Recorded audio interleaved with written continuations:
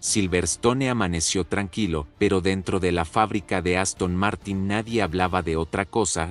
Se había descubierto un error grave en el AMR25, un error que, según varias fuentes internas, el equipo conocía desde hace meses y que nunca comunicó a Fernando Alonso. La filtración cayó como una bomba, un mensaje anónimo, una captura de datos, y una frase que lo cambió todo. Esto lo sabíamos desde abril. A partir de ahí, el silencio dentro del equipo se volvió ensordecedor. Y para que entiendas bien la magnitud de esto, solo tenés que pensar en algo: en Fórmula 1 no hay nada peor que un piloto descubra que su propio equipo ocultó información crucial sobre su coche. Es la mayor traición posible. Pero antes de seguir, si vos también crees que Alonso merece un coche a la altura de su talento, si querés seguir todas estas filtraciones en tiempo real, suscríbete ahora, porque lo que voy a contarte no está en ningún comunicado oficial. Esto viene de adentro, de gente cansada de perder tiempo,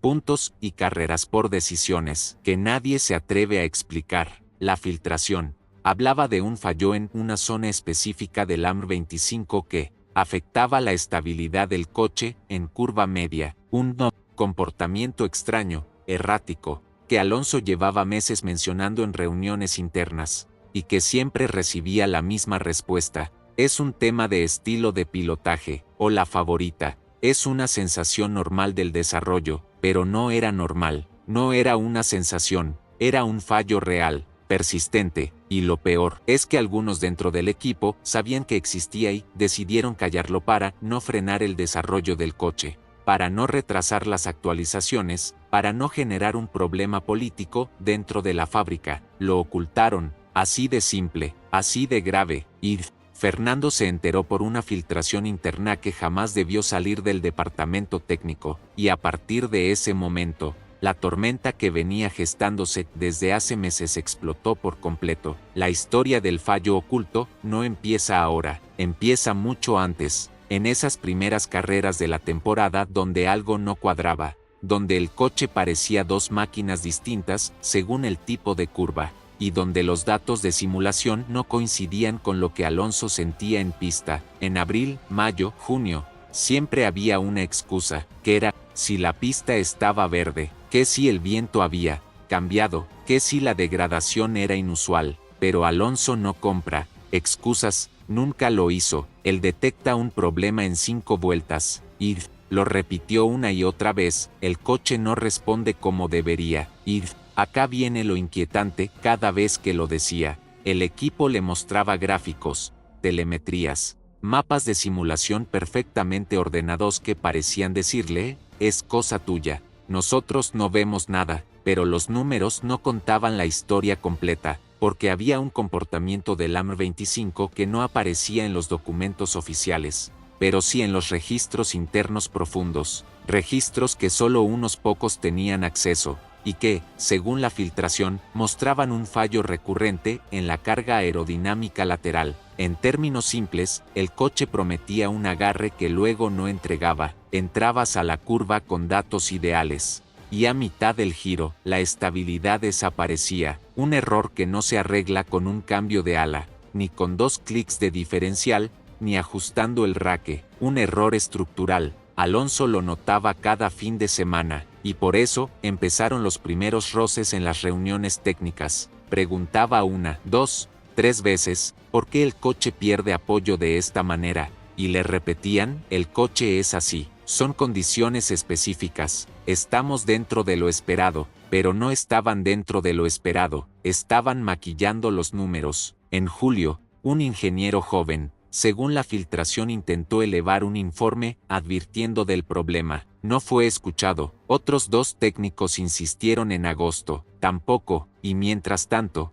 el coche seguía sin evolucionar. Seguía perdiendo tiempo. Seguía devorando neumáticos. Pero el punto más grave es cuando el equipo presentó la primera gran actualización del AMR25. La pieza nueva no solucionó nada porque estaba diseñada sobre un modelo erróneo, sobre datos que ya nacían mal, sobre una simulación que no reflejaba la realidad. Y ahí, aunque todavía no lo sabía, Fernando empezó a pilotar un coche que arrastraba un fallo escondido en sus entrañas. Un fallo que, desde hace meses, alguien dentro del equipo había preferido ignorar para no generar problemas mayores. Problemas mayores, claro, como si perder a un bicampeón y destruir toda la moral del equipo fuera un problema menor. Y este solo era el principio de la tormenta. Alonso no es de los que se quejan por quejarse. Él no lanza teorías, no dramatiza, no inventa sensaciones. Cuando dice que algo no funciona, es porque su cuerpo lo está midiendo antes, incluso que los sensores del coche. Por eso, cuando empezó a notar patrones extraños, entendió que el problema era más profundo. No era un mal día, no era una pista complicada, era el AM25 diciéndole, no confíes en mí. Todo empezó con pequeños detalles, en curvas rápidas. El coche parecía sólido, pero en curvas medias,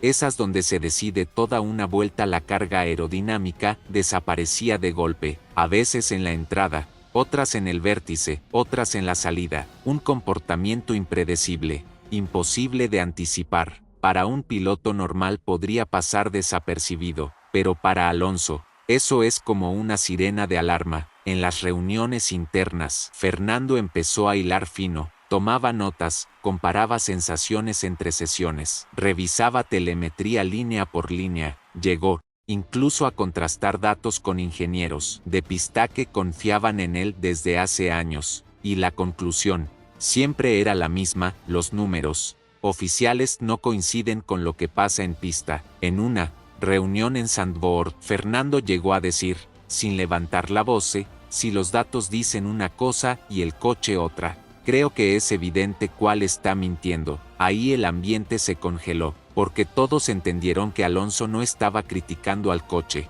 estaba criticando al sistema, y su desconfianza fue creciendo. Empezó a pedir comparativas más profundas, empezó a solicitar análisis completos entre su coche y el de Stroll, empezó a exigir que revisaran los mapas de carga y los registros de simulador, pero cada vez que pedía explicaciones, las respuestas eran cortas, técnicas y demasiado pulidas para ser sinceras. Había un patrón, el equipo estaba evitando entrar en ciertos detalles. Alonso lo notó, los mecánicos lo notaron, incluso algunos ingenieros lo notaron, pero nadie se atrevía a decirlo, no abiertamente, hasta que un día, en una reunión especialmente tensa, Fernando soltó una frase que se quedó clavada en todo el departamento técnico: no es que no haya agarre, es que alguien no está diciendo toda la verdad. Fue ahí cuando dejó de sospechar, ahí empezó a estar seguro, algo estaba pasando, algo grande, algo que afectaba al alma del coche, y que alguien estaba intentando tapar. Y la confirmación llegaría muy pronto. La confirmación llegó de la forma más inesperada y más peligrosa para el equipo: una filtración interna, no un rumor, no un comentario en el paddock, una confesión directa de alguien que trabaja dentro del departamento técnico de Aston Martin. La historia se desató cuando Alonso recibió, a través de un intermediario, un archivo que jamás debería haber salido de la fábrica, un documento interno donde se analizaba, con palabras muy claras, el fallo aerodinámico del AM25, un fallo que llevaba meses documentado, meses detectado, meses marcado en rojo por los ingenieros, y meses escondido bajo capas de comentarios diplomáticos. El ingeniero que lo filtró, según cuentan, alguien joven, harto de que ignoraran a los técnicos de base, escribió una frase que encendió todas las alarmas: él tiene razón, el problema está en la plataforma aerodinámica lateral, lo sabemos desde principios de temporada. Esa línea recorrió Silverstone como un rayo y generó un terremoto interno, pero la bomba real estaba una página más abajo. Allí se detallaba que el departamento aerodinámico había decidido no comunicar directamente a los pilotos la existencia del fallo para evitar confusiones y para mantener el calendario de actualizaciones sin retrasos. Traducido a español simple, preferían seguir avanzando con información errónea antes que admitir que llevaban medio año construyendo sobre un error. Y todavía hay más. El documento también explicaba que las simulaciones del túnel de Vientono coincidían con los datos reales en pista, pero que se decidió no detener el desarrollo para no debilitar la moral del equipo. O sea, ocultaron el error por miedo a reconocerlo. La filtración incluía capturas de telemetría, análisis internos, comentarios de ingeniero senior y una línea final que fue la que realmente incendió a Alonso. Se recomendó revisar toda la geometría del flujo, pero la decisión final fue posponerlo para no afectar la planificación marcada por Stroll-Perret. Sí, ahí estaba el detonante, la sombra del apellido de siempre, la mano que decide, la voz que impone. Alonso, al recibir esos datos, no gritó, no insultó, no entró en pánico, simplemente dijo algo que quienes estaban con él en ese momento todavía recuerdan perfectamente. Ahora lo entiendo todo. 3 palabras, frías, calculadas, letales. A partir de ese instante dejaron de hablar de un problema técnico y empezaron a hablar de una traición interna, y para Aston Martin, esa distinción es la que marca la diferencia entre un mal coche y un piloto que está a punto de marcharse. La reunión se convocó de urgencia, no estaba en la agenda,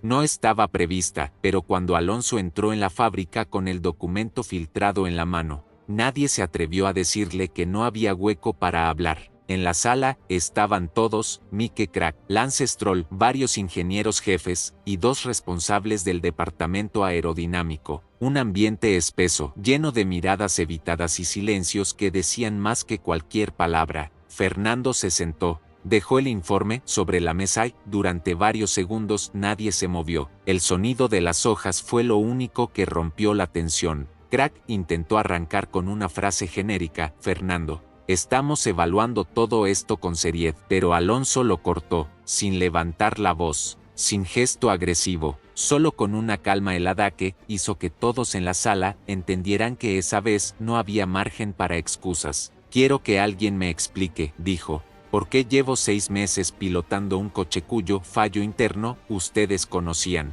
Ahí cayó el golpe. Los ingenieros técnicos se miraron entre ellos. Uno abrió la boca para decir algo, pero Stroll padre lo interrumpió para tomar el control. Se ha exagerado la situación, no es un fallo crítico, son aspectos normales del desarrollo. Alonso levantó una ceja, ni siquiera necesitó responder, porque todos sabían que era mentira. Krack intentó suavizar: Fernando, estamos trabajando, pero Alonso volvió a interrumpir, no de forma agresiva, sino con una precisión quirúrgica. ¿Trabajando desde cuándo? ¿Desde que recibieron esto? Y señaló el informe. ¿O desde que se filtró? Silencio absoluto. Se pudieron escuchar los relojes. Los ingenieros aerodinámicos, ya sin escapatoria, admitieron por fin que el error estaba documentado, que los datos del túnel no coincidían, que varias secciones del flujo lateral generaban inestabilidad desde los primeros test, y que sí,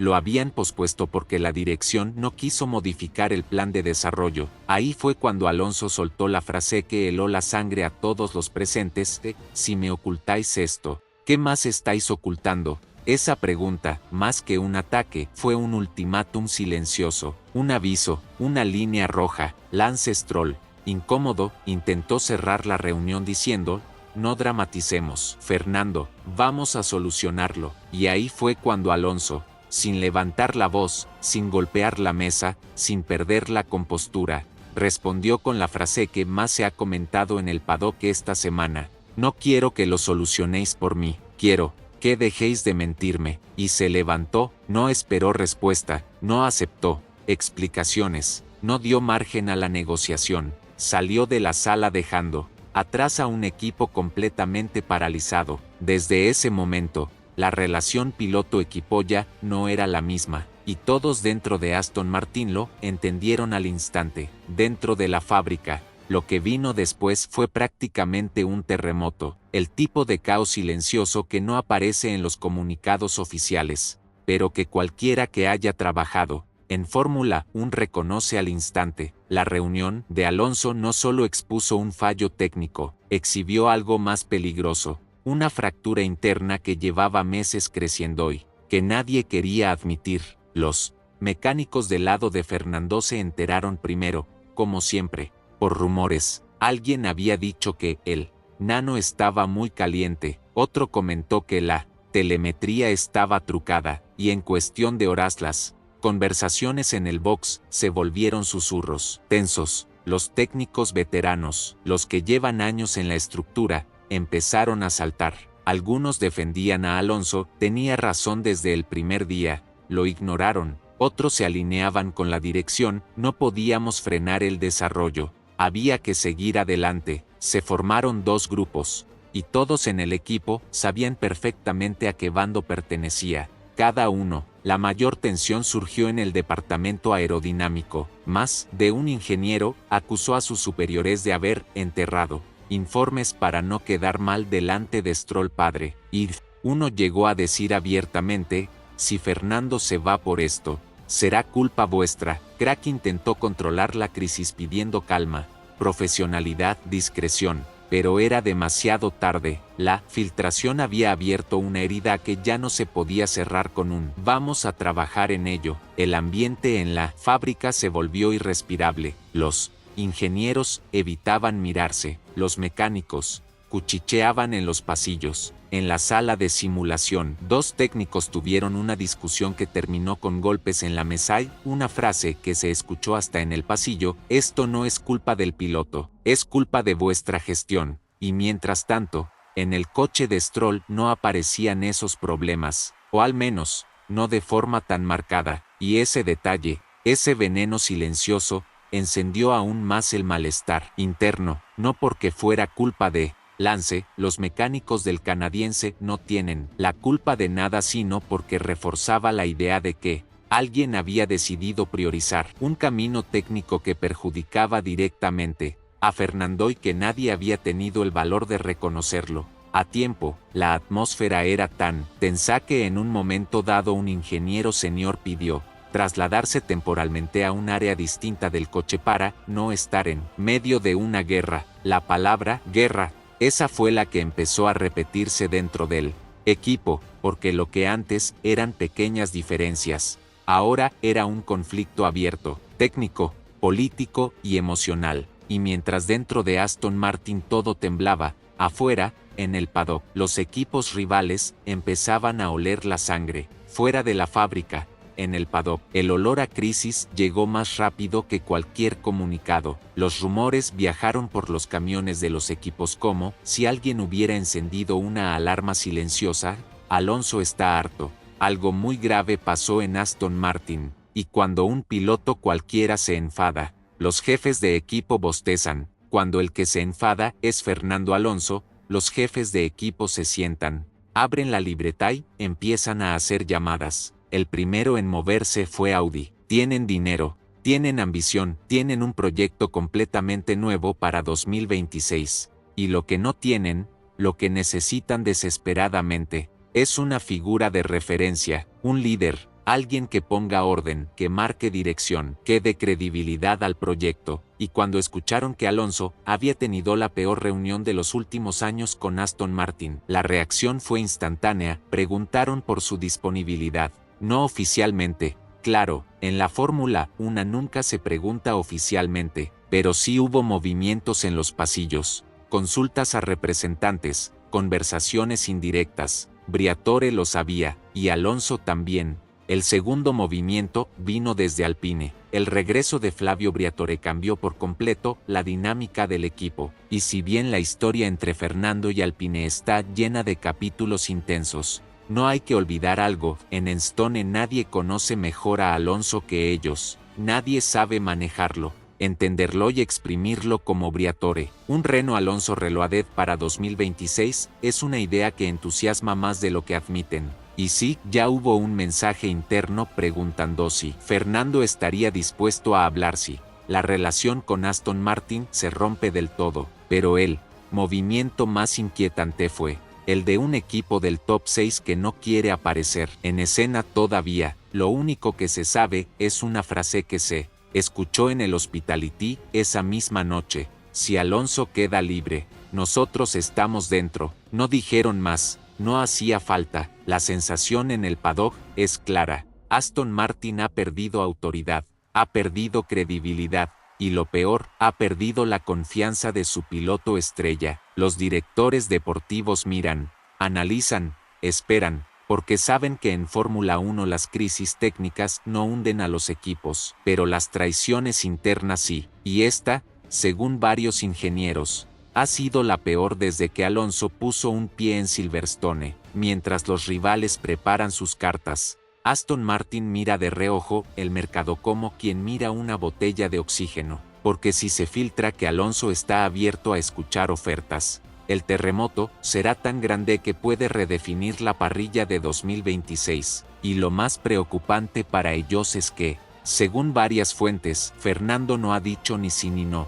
solo ha dicho, escucharé, y cuando Alonso escucha, normalmente alguien acaba perdiendo mucho más que un piloto. Para entender por qué esta situación ha golpeado tan fuerte a Alonso, hay que mirar más allá del fallo técnico. Esto no va de aerodinámica, no va de piezas, no va de mapas de flujo, va de algo mucho más profundo, la confianza. Y si hay algo que la historia reciente de Fernando demuestra, es que la confianza es lo único que no se negocia, porque esta no es la primera vez que se encuentra con un equipo que promete una cosa y entrega otra completamente distinta. Ya vivió esto en Ferrari, cuando le aseguraron que construirían un coche ganador y terminó luchando contra decisiones absurdas y estrategias que nadie entendía. Lo vivió en McLaren Honda, cuando le juraron que el proyecto era imparable, y terminó siendo él el que tenía que empujarlo a base de radio memes y paciencia infinita. Lo vivió incluso en Alpine, cuando el equipo subestimó su valor y prefirió jugársela con un proyecto sin experiencia, y ahora, otra vez, vuelve a sentir que un equipo le oculta cosas, que le baja información filtrada, que le maquilla datos, que le quita herramientas, que le pide resultados imposibles mientras esconde problemas que llevan meses sin resolver. Para un piloto de 20 años, quizás esto sería un obstáculo más. Para uno de 44, esto es una traición, porque Alonso está en una fase de su carrera en la que ya no puede perder tiempo. Cada temporada cuenta, cada carrera pesa, cada decisión puede ser la última en un proyecto que todavía quiere ganar. Y esta situación con el AMR25 le ha despertado recuerdos que él creía enterrados. El déjà vu de estar otra vez en medio de un equipo dividido, el déjà vu de ver a los técnicos discutir entre sí, el déjà vu de ser el quien detecta los problemas mientras la dirección se escuda en excusas. Incluso uno de sus hombres de confianza, alguien que trabaja junto a él desde hace años, dijo esta semana una frase que lo resume todo: lo que han hecho con él le ha tocado la fibra, porque esta vez no es un fallo técnico cualquiera, es un fallo que el equipo conocía, que escondió, que negó, y que dejó que él compensara con talento, reflejos y riesgo durante media temporada. Para un piloto como Alonso, eso no es un error, eso es una falta de respeto, y lo que más preocupa dentro de Aston Martin es que Fernando no está enfadado, está decepcionado, y la decepción en Alonso es infinitamente más peligrosa que el enfado. El enojo se pasa, la decepción no. Cuando se decepciona, Fernando deja de confiar. Cuando deja de confiar, Fernando deja de creer. Y cuando deja de creer, Fernando empieza a mirar puertas que antes no miraba. Por eso, este asunto no es un simple fallo técnico en el AMR25, es la gota que está empezando a romper el vaso, y para muchos dentro del paddock, esto ya huele a final de ciclo, y al final, después de semanas de tensión, después de silencios incómodos, después de descubrir que el problema no era el coche sino las decisiones que se tomaban sobre él, queda una sola pregunta sobre la mesa: ¿hasta dónde está dispuesto a aguantar Fernando Alonso? Porque no hablamos de un piloto cualquiera, hablamos de un bicampeón que lleva media vida compensando errores que no son suyos, sosteniendo proyectos frágiles, salvando equipos que prometen oro y entregan dudas, y ahora, otra vez, se encuentra en el mismo cruce de caminos, un coche con un fallo estructural, un equipo que lo sabía, un error ocultado durante meses, y una sensación que duele más que cualquier décima perdida, la de haber sido traicionado. Aston Martin puede parchear el coche, puede reagrupar su estructura, puede lanzar actualizaciones, comunicados, promesas y discursos de motivación, pero hay algo que no pueden reparar con una pieza nueva ni con una rueda de prensas, la confianza de Alonso, y esa, amigos, cuando se rompe, no vuelve. Mientras tanto, en el paddock, Audi observa, Alpine observa, un top 6 observa, todos preguntan lo mismo: ¿se va a abrir una puerta con Fernando? Y la respuesta, por primera vez en muchísimo tiempo, no es un no, tampoco es un sí, es algo mucho más inquietante. Dependerá de lo que hagan ahora, porque Alonso ya no pide milagros, pide honestidad, pide transparencia, pide un equipo que no le esconda lo que realmente importa, y si Aston Martin no puede darle eso, habrá quien lo haga. Así que si vos también crees que esta historia está a punto de explotar, si pensás que este no es el final sino el principio del terremoto de 2026, suscríbete y déjame en los comentarios lo que vos harías si fueras Fernando, porque una cosa está clara: lo que pasó con el AMR 25 no fue un error técnico, fue una revelación, y cuando Alonso abre los ojos, la Fórmula 1 entera tiembla.